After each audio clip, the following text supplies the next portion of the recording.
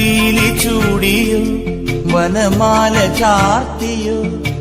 ഗോപനന്ദനൻ മായ കാട്ടി നിന്നുവോ കൃഷ്ണഗാഥയായി ഇന്നിന്റെ മാനസം നിന്റെ പാദരേണു ചൂടി ധന്യയായി ഞാൻ യമുനാ തടത്തിലും വൃന്ദാവനത്തിലും രസരാസലാസ്യമാടി വന്ന രാധയല്ലേ ഞാൻ പ്രിയരാധയല്ലേ ഞാൻ കണ്ടു ഞാൻ കണ്ണനെ കായാമ്പൂവർണ്ണനെ ഗുരുവായൂരമ്പല